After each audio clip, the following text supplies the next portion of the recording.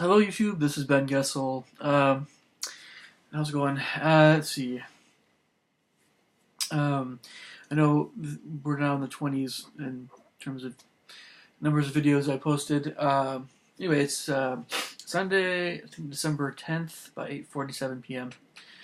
I think this is like the 23rd video I might have posted. I'm starting to lose track a little bit here, but anyway, I'm going to try to post a few different videos tonight for you guys.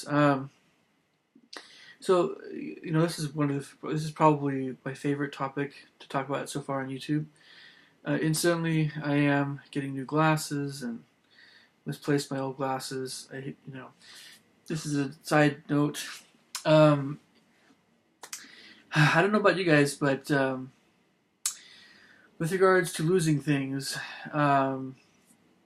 I've never lost my wallet, or at least I've never lost money that way. I've never actually been mugged, which is nice.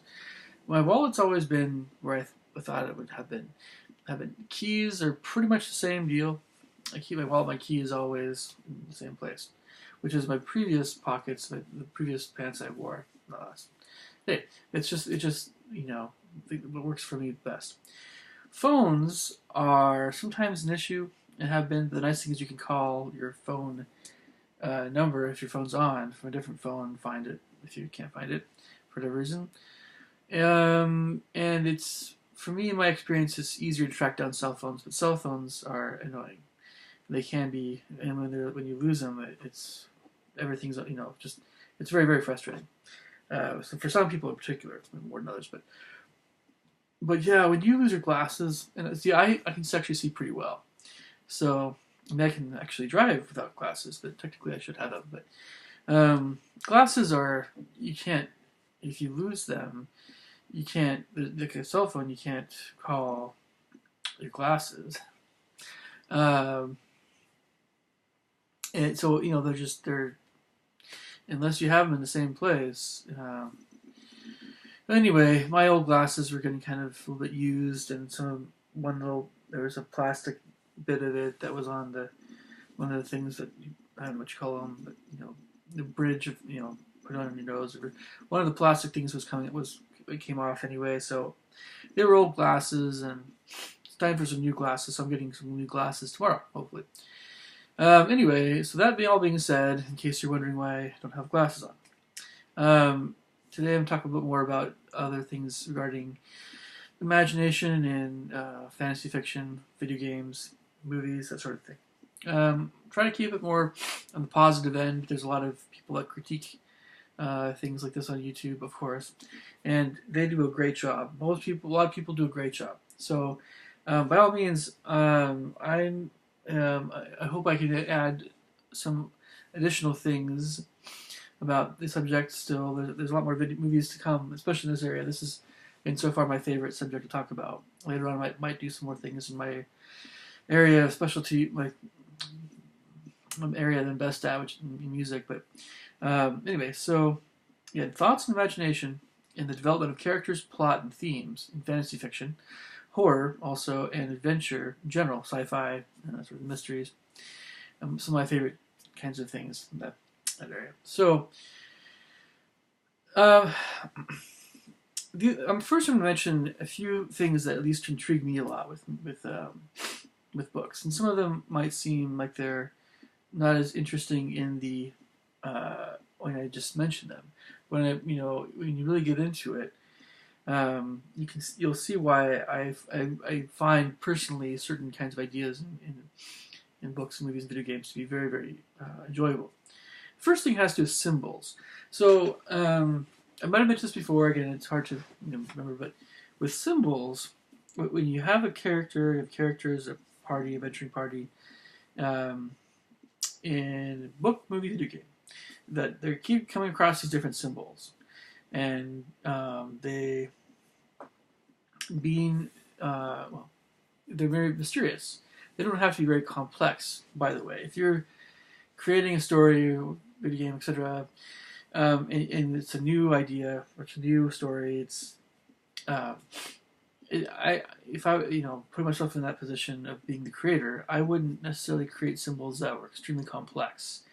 I would try to create symbols that were much more basic, even as basic as a simple circle or triangle.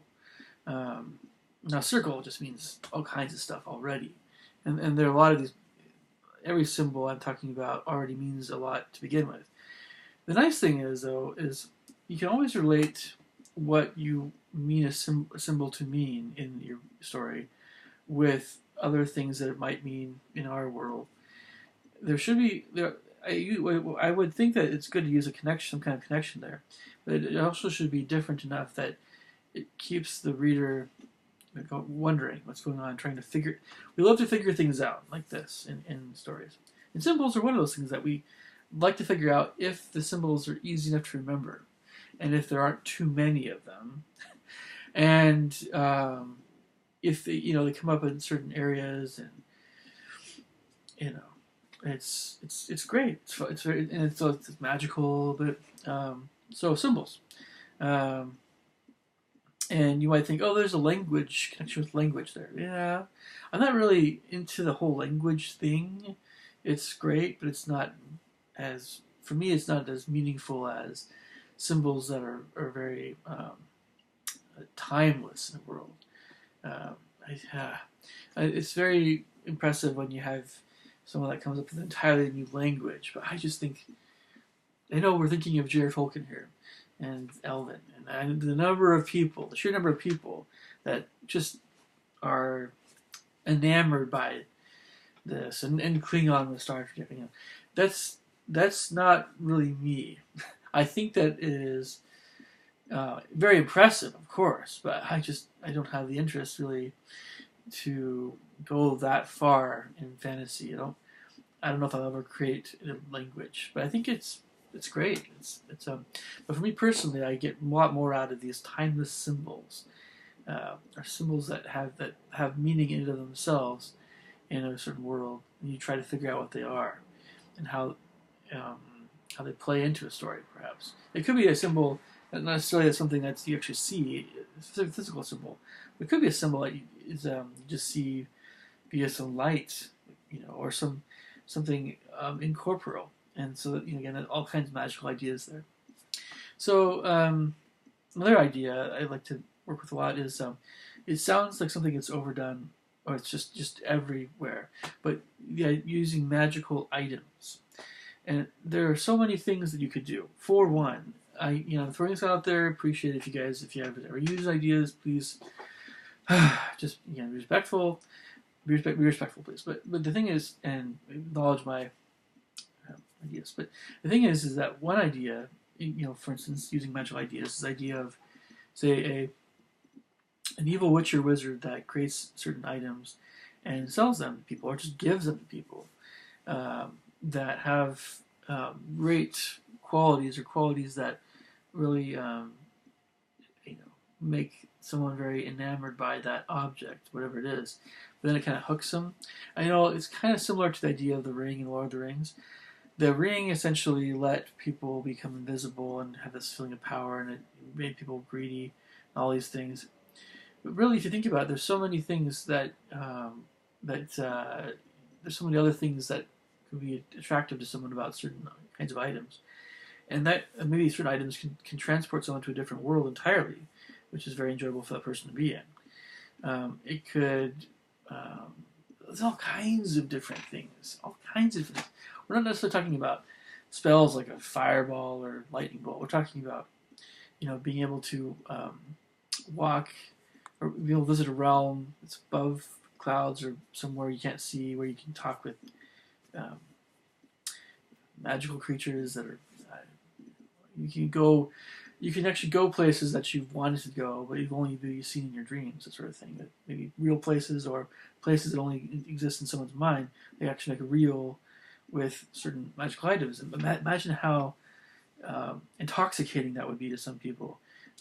And then realizing, oh my gosh, an evil witch or wizard created this. Or maybe some items aren't created by an evil witch or wizard. Maybe they are something more of a neutral kind of thing, or something good. But there's a lot of possibilities there, from being hypnotized by something to having someone's personality altered, and all kinds of stuff. So there's also, of course, this is a general thing I understand, but whenever we come up against in a story, we start getting the feeling that there's a lot of things going on in this world, or there's people involved in the story that involves unresolved kinds of things, old rivalries, whether it's a violent thing or something romantic that didn't work out quite right. Of course, these are things. Just there are things that are also very common in a lot of literature. The thing is, though, is that it's important, I think, to really pick and choose exactly what you want to say in this regard, because these are themes that are very relatable. People understand very well. I think in this case, talking about some of these things, maybe more adults and perhaps sort of older teenagers, that sort of thing. But or things like it sounds very basic, and I'm not really as interested in certain ideas like kings that are rivals and one king defeated the other king. That's some ideas to me seem more juvenile, and that's fine, but that's still a decent idea. It's the whole king knight war thing. It's fine. It's not as intriguing to me personally. But yeah, the way people feel about each other in certain relationships can be more intriguing depending on just how invested I am in certain characters in the story. This is a side note, and these stories are intended for kids, but for some reason, certain stories like I would say Frog and Toad, the Wind in the Willows.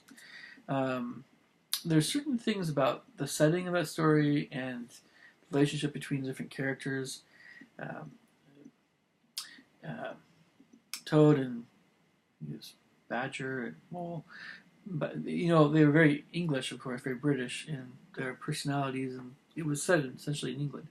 But you have, because of the nature of what they talk about and how they feel about each other, it was very, very becomes very, very real, and it doesn't really. The funny thing is that story doesn't have quite the scope of many other stories, but it's very enjoyable because you tolerate, Toad, Mr. Toad. You tolerated his escapades and all his wasteful things because you know it in his heart of hearts he's a good character, and you hope that he at some point matures, but you don't really want him to fully mature in a way because that would take away some of his personality quirks and things.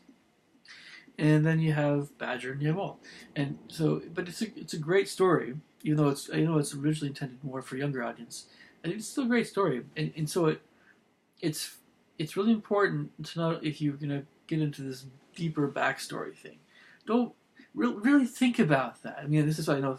Really think about it. It's really important to really pick and choose and be very specific about what you want in there. Otherwise, it becomes someone else's story. It's great to be influenced by their stories, and you want something deeper there. But man, you don't have to have anything romantic if you don't want to have anything romantic. Maybe something that's a little bit that way. Maybe have something more involving bullies in the past, or something involving so an old man is afraid to go in a certain place. Why? He had a bad experience there when he was younger, and he's never gone back there. And he's always cautioned his son, their grandsons, or whatever, to never go there. Well, someone actually ends up going there for the first time, and what happens, and then they have a crazy experience, and then but you always sense that the grandpa's nervous around this area. You never know why until that happens. That kind of thing. But there's all kinds of things like that. So then, of course, it's important to develop your characters, and when I say develop, I mean don't develop the way you want them to develop. Think about the characters that you want. People really, when they're creating new stories, whatever it is, we don't always know what kinds of characters we really want. Some of us are very wowed by the realistic, extremely realistic, vivid depictions of certain characters, say that Stephen King has in his stories. Others like more heroic, noble characters, like Tolkien's characters or C.S. Lewis, and everywhere in between. And some of us like Madeleine and Legal's mixing with fantasy and Christianity and all kinds of stuff like that. So as well as C.S. Lewis and Tolkien, sure, but especially C.S. Lewis, I think was probably the strongest Christian voice there. But there's lots of other folks I'm not thinking of right now, but I've read. We like Susan Cooper, for instance. We like Susan Cooper's way of getting into the mindset of a teenager, young man, sort of thing. The Dark is Rising. I personally like concepts involving trying to figure out for main character which traveling companions to have in like an adventure, and who to trust, and what's really going on with certain characters. I'm sure I mentioned that before, but it's a really big part of the story. It can influence the way a story develops quite a bit. In real life, when you meet someone for the first time, it's so easy. At least in my life, it's been very easy the last little while to not spend time with anybody that I don't want to spend time with. It's different than it used to be. It used to be very, very difficult to not be around people I didn't want to be around. But if I had my choice, I would love to be able to meet more people, but maybe more intriguing people or more. It's always great to meet people who have good character. That's essentially what I think I'm after. What most of us are after. A lot of people that help us just be happier in our lives. Of course, because my opinion, having good character and knowing people, being friends with people with good character, does help us to be happier. But we want to meet interesting people. We want to meet different sorts of people. But trying to figure out what is going on with people in a maybe personality sense or an interest sense, and sometimes a moral sense, it's something that occupies our thoughts a lot. And so when we read a story where we need to kind of do that same thing, that's also not only something we're very familiar with and we actually do, but it still is very enjoyable. How boring would it be if we read a story where all the characters were the same, where you had okay, this is another thing that I've been very enamored with when I was younger. But it for any writer, etc., creator of a video game, for anyone on the creative end who's creating a new world, new story, please, if you're over the age of 12, there's no reason why every character should be on the good team or the bad team. It works kind of if you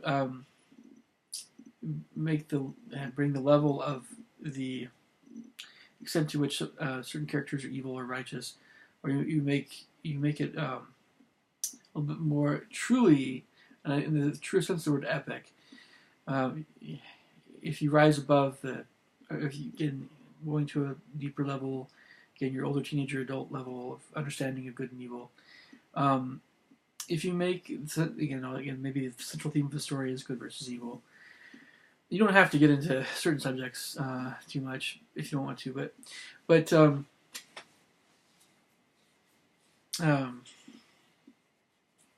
again, we're kind of expecting a lot of times a good and evil thing, so it's generally I prefer reading and being involved with things where with fiction, that sort of thing, where in books, movies, video games, where some characters you're never really able to pin down entirely what you might think of them. You always want some. It's always great to have some characters that remain a little bit of a mystery. You don't have to, but it is a bit more simplistic to be very clear and it's always a bad idea to always explain the morality of every character rather than letting characters be themselves and letting the reader figure out what's going on there. So anyway, I prefer that mystery, but I know it's better. It's more of a again in this area. Um, Something for kids, it's great to spell out or have a simpler kind of character. Something for older, even older than 12 again. You want to let the reader figure out a character and have those characters often, not always, but some of them at least a bit more well-rounded, and some of them can remain a little bit more in the background or less developed. And you really should have a combination of the two. I've been reading a little bit about the subject as well. So you should also, especially with this last idea, have some characters that have greater ability to understand things that are not very obvious about other characters. So in other words, not just the wizard. We all know that we all want a Gandalf-like character. We all want a Bilbo Baggins type character in many fantasy adventures. It's hard to get away from those ideas, but you should always have at least one or two characters. Or it's good to have at least a few characters in the story, if only a few, that really have a higher level of intuition, but they don't have to know everything about the characters. When you have a character in a story or movie, video game, who just knows everything, that character is essentially kind of like a god, and they're doing everything. And so, we don't in our world, we many of us believe in God and the devil, and so it's hard though to understand how they think in a way, or it's difficult to picture a world or to live in a world where you have truly omniscient, 100% omniscient beings. We've tried to go there with wizards and also prophets and that sort of thing, and very very wise men. And, we still aren't I mean, other than Jesus himself, you know, have we just what we are more familiar with are the imperfect, humans and other somewhat whatever other entities that are imperfect and we're still learning. That's what we're more familiar with in this world, our frame of reference. But it's great to have a varying level of intuition. You definitely should have some characters that are very dense. That are very well. They're very. They're not very intuitive, not very insightful. And other characters should be more insightful. That's a big deal. So I've mentioned some of these things before, but I'll mention them again. We all enjoy visual variety in fantasy adventure, books, movies, video games. So, I mean, for instance, you're in an evergreen forest, and all of a sudden you come into a very snowy meadow. Those kinds of transitions, or you come into an area where all the trees are very different colored. They're purple instead of green, and just for that little meadow. And there's like a mysterious pond in the middle that's like purple, and I don't know. We like that stuff. Who wouldn't? It's a great idea. It really, if in this huge forest and it's going for a ways, that's different color or colors. It's very. If you have all the colors, if you come into it's overused to go from like the green forest to the garden. If you have every single color, it's like sure. It's always better to have the art, have some kind of depiction of what it is that you're trying to describe. Well, at the very least,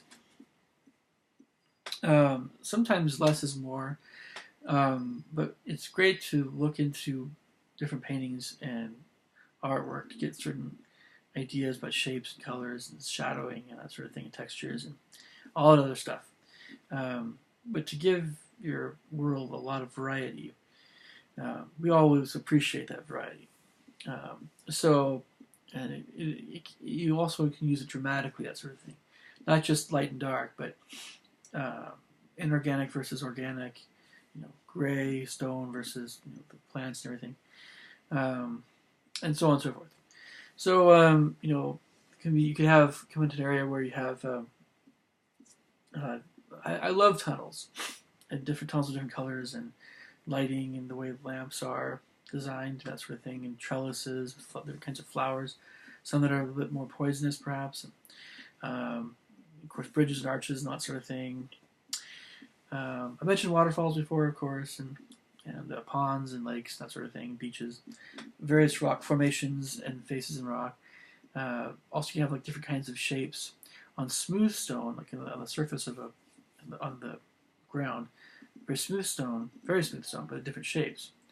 You can get even some of these black or gray stones, whatever, different color stones. You have different symbols. And I think, this is like Indiana Jones, right? If you step on certain rocks, you'll fall. It doesn't have to be that way, but yeah, that's one of the ideas that comes to mind. Or maybe you get burned or something, or there's a spike that comes up. Yes, I know. There you go. That's video games for you, and movies. But greenhouses, structures that mesh with the natural world very seamlessly. You're not really inside, but you're not really outside. There's pillars and things, and they're connected somehow to some kind of foliage or greenery over. We like those kinds of places, and you have interesting kinds of places, and maybe on the outside or near the surface of a cave, near the entrance of a cave, where maybe the lighting is kind of bounces off certain places where the light's coming into an interior area, and maybe illuminates an underground pool, kind of interestingly enough. But we like that kind of stuff. And then, of course, different colored skies. We can get all the alien stuff and different colored suns. Hopefully, they have oxygen for humans. Now, for this last little bit for this video, I'm just talking a bit more about certain stories in video games, just as a nice, I'll put it nice, but not, hopefully succinct critique about a few books I've read, a few video games I've played. But I want to try to explain a little bit more of at least what I value in some of these things. Chronicles of Narnia, again, some of these I'm really going to paraphrase. Chronicles of Narnia really was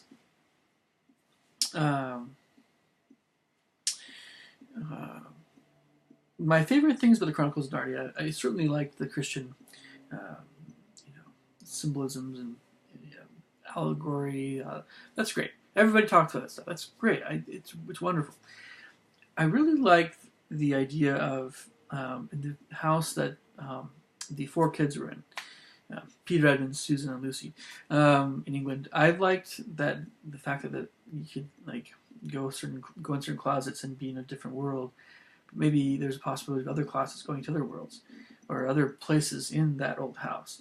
I was always very. I love the animated version of The Lion, the Witch, and the Wardrobe because of the way that the professor that was there, his facial expressions, it just really stuck with me, and the way all of a sudden his eyes would open very wide, in a kind of almost a warning fashion, or at least just be careful kind of thing, regarding some of the areas in this house that you could actually go to all these other worlds. But it was I liked it because you felt it immediately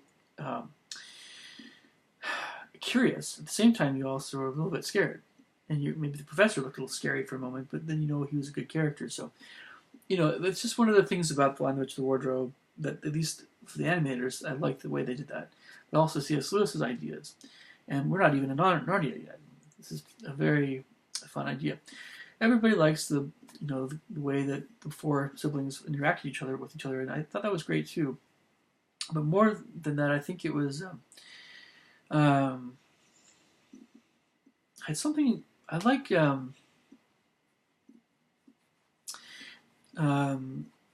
Really at the heart of the story, and I think that you see this also a lot in the more recent Lion, the Witch, and the Wardrobe movies. Really, Peter, Edmund, and Susan were kind of secondary to Lucy in regarding which character, who is the main character in Chronicles of Narnia.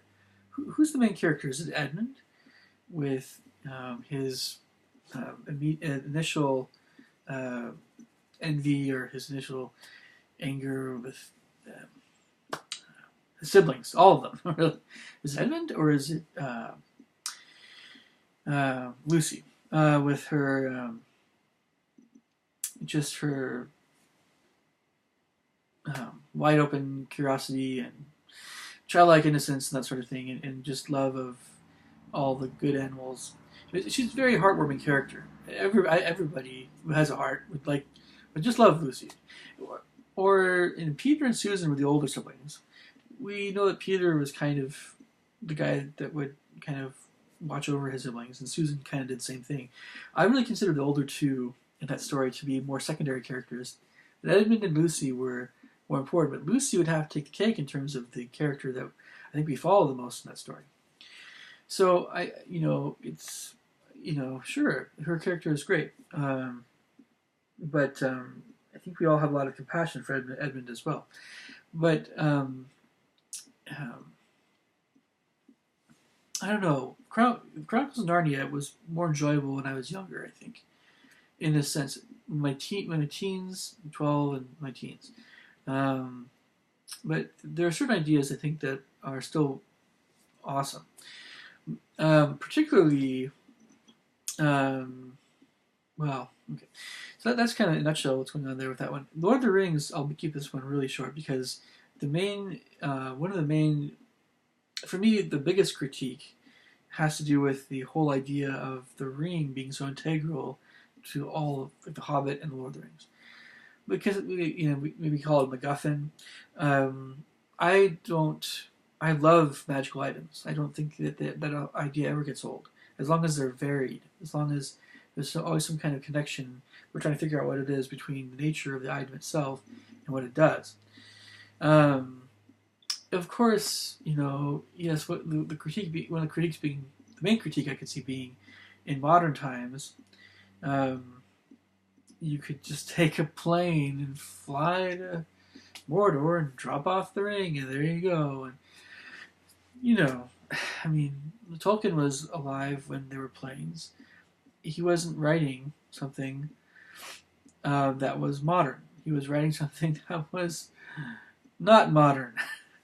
No technology. It's just So this is one of the problems of taking the same sense of reality with a modern, more modern world and trying to have the same expectations as you would a medieval or ancient world.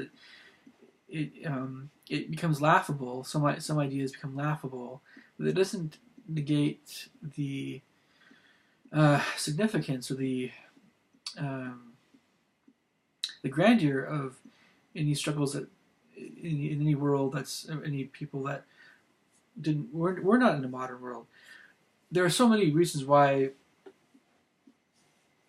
I mean, there are countless stories. There are countless real experiences by people. Like just for one,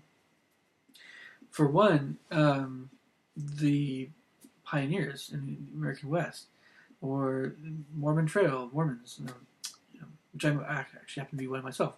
But the thing is the experiences they had, and people dying, the children of Israel, going from Egypt to Israel, and all of their experiences. But that's just a few of countless different things that have really happened. And regarding long treks, where they didn't, of course they didn't have airplanes. So, but does that mean that what we went through was meaningless or that it was silly? No. So I wish people wouldn't say to themselves, well, Tolkien should have just given them a plane. Okay, so if they had a plane and actually flew to Mordor and dropped off the ring, and the ring was destroyed, well, the thing is actually when they got to Mordor, and maybe that volcano, that area wouldn't be very easy to get into. Perhaps maybe it was very fortified. maybe Sauron saw them coming, and so maybe the story would be a huge battle. Be a lot less interesting for sure. But anyway, I think I said enough about that.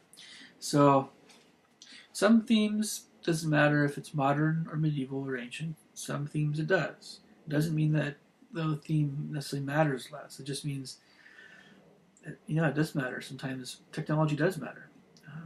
It's not a small thing. So the Wheel of Time video game, I maybe mentioned some things about this video game before, but it's a kind of a game that involves collecting different Tir Angrial and things. I liked a lot. It was just very fun. I think it's one of the best video games ever made. Keep that short. There's just no flaws in the game. There's none. It really is. I mean, it's amazing. And Robert George Wheel Time can go on for forever, but I really do think he's still one of the best authors. And one of these days, I'll still try to tackle his books more. But Robert Jordan is good. And if you have the patience to wade through the descriptions of all the different things in his books, and there's a lot of descriptions, so it can like Les Miserables them. Baldur's Gate is also a great game. I maybe mentioned that in that game before as well. But anybody who doesn't take Sarevok seriously as a physical threat in that game just isn't picturing him the way that I think the creators wanted Sarevok to be pictured. Sarevok was 7 feet tall. He had superhuman strength. He was this child of Baal, the Lord of Murder. He constantly murdered with no remorse. The man is covered in spikes, steel spikes, and he's got a sword, that vampiric sword. I mean, gosh, who would not be afraid of him in real life? The people that don't take him seriously aren't picturing him in real life. 7 feet tall. Could pick you up with one hand and crack your neck. Yeah, Sarevok is for real. In terms of fantasy. Of course, he's not real, but we're not picturing him the way... Okay, so, I hope I'm not spoiling anything. But I think most people watching this probably have played the game. So I do apologize if I spoiled anything, but I haven't spoiled everything. Just anyway. So, but that's what that character Sarevok alone is what drives a lot of the storyline of Baldur's Gate. I won't get into it now because I don't want to spoil it for you. I've said enough. But it was one of the best games that was ever made. So, it's very tempting in general to create very, very evil characters, to have a very gripping story. And I know this temptation, and I still fall into it whenever I want to do anything creative. It still works very well, but it you don't necessarily always have to have reasons.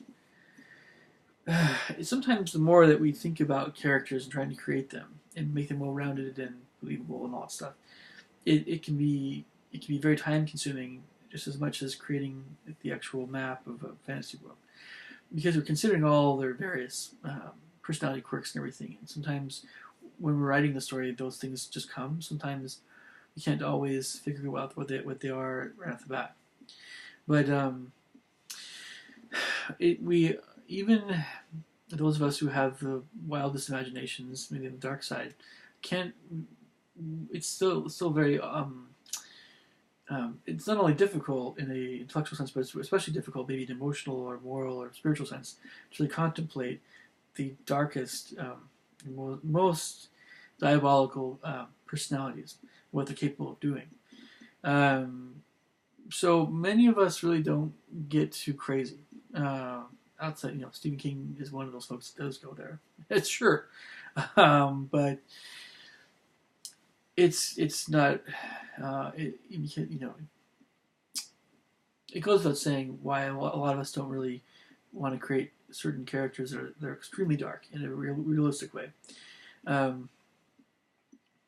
What if someone does to torture someone? Oh, we don't want it. Who really wants to go there? Yeah. David Eddings said enough about some of the evil characters in his books to we get a really good idea of the lack of humanity of some people and what they're capable of doing. But he doesn't go into detail about even the grosser things that those characters do. But we get a pretty good idea, and he doesn't have to dwell on that stuff too much. So anyway, that's a little bit of a tangent, but I know I need to wrap this up here soon. Now, the last thing I'm going to talk about here in this video, I've had friends that are really interested in anime, and I understand that anime is a broader, it's extremely broad. It's actually it just essentially means Japanese animation. So I wish probably should say there's fantasy anime, and there's the cutesy girly anime, and there's the I don't know more intense action type anime.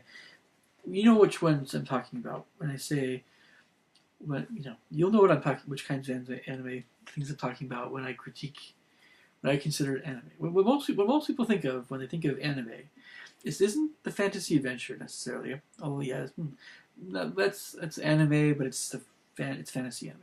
And we're not talking about the martial arts stuff. We're not talking about the bloody stuff necessarily. We're not talking about horror. We're not talking about we're not talking about science fiction even, like the Robotech stuff, all the Japanese animation, and anything else.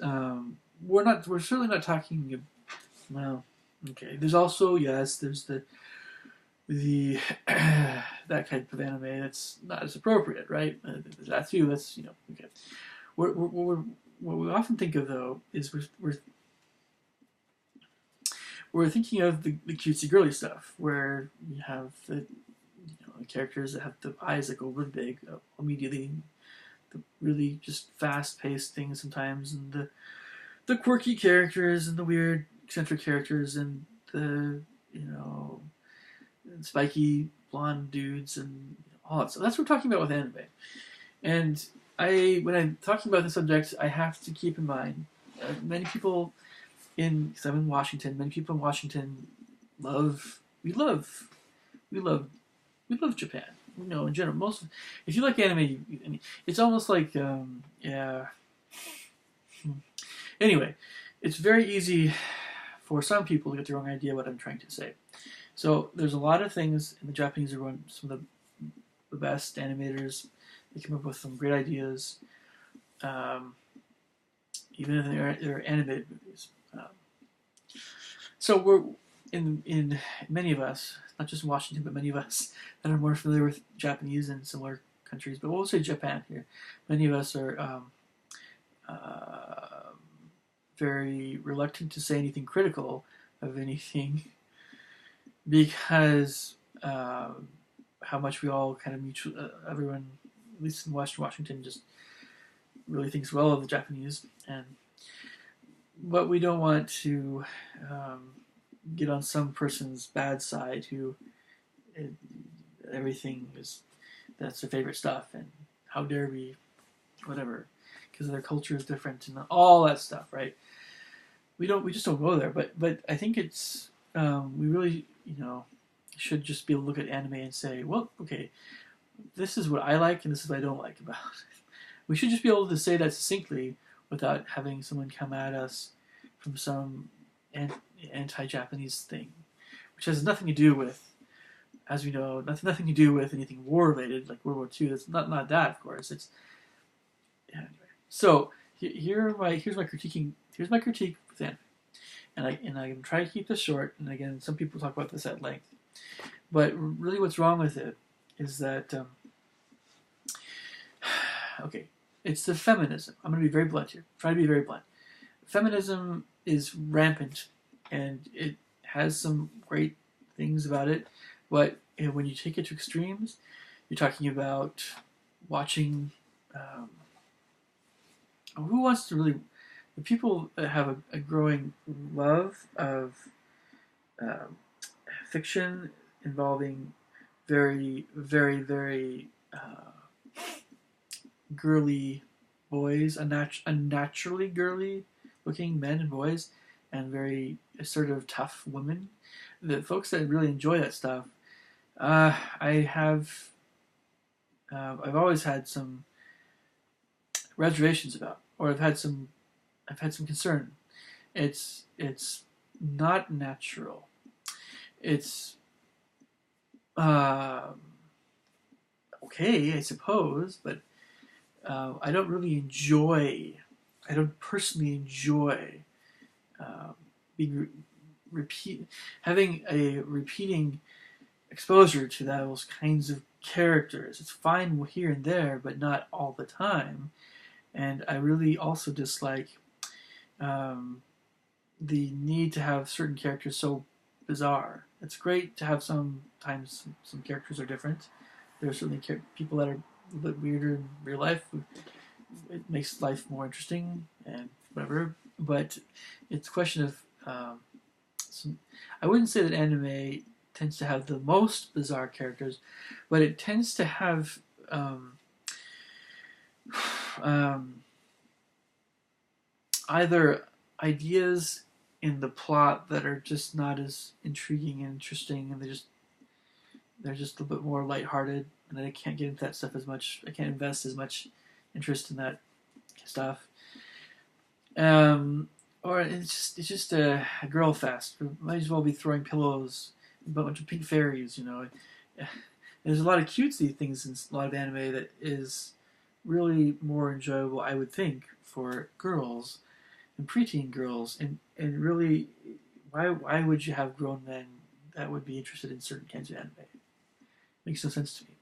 Um, we won't go. I won't go there. So okay. So um, there are a lot of things I think that are wrong with a lot of anime that is appropriate, fine to watch. But I say wrong, I mean things that just seem off to me. Um, but really, what I'm attacking over is okay. It's the conventions. It's the girls. I'm looking at girls mainly. It's the girls that try to act like a character, characters they love, and we all do that somewhat. But it's the extent to which they do that. And there's the crazy Star Trek folks. There's the crazy whatever folks. Star Wars, Lord of the Rings, anything that's. There's some folks that are just so nuts about their love of certain things. I don't know. Yeah. So even myself, the way I am with my imagination, I have never become that devoted to any one story. Um, enough so to just literally act like another character. And when I see girls that act like certain characters, occasionally I really am baffled, and it's so I think you guys know what I'm talking about. This has very little to do with Japan in a way. It has more to do with a certain central or certain thing that we associate with anime commonly that sometimes is very pleasant. There's some movies that are very pleasant in that main anime aspect, or imaginative and that sort of thing. But a lot of it, well, then some of it doesn't translate as well to the West, and I understand that. It's like trying to understand British humor for some people, and okay, we're not really talking about that either. What we're talking about is what I'm talking about is um, the weird behaviors, the immature, weird behaviors that you see. It's just something that's really off about it. And that's my main critique of anime. Other than just sometimes feeling like you don't really know what's going on and having a hard time following the movie and that sort of thing. So I've gone on probably long enough in this video. Thank you for watching this whole thing. Hopefully this makes more sense, a lot of sense, and hopefully you get a lot out of it, or some things. I'll be making more videos like this for sure, and more on other subjects. All right, I'll talk to you guys later. Thanks.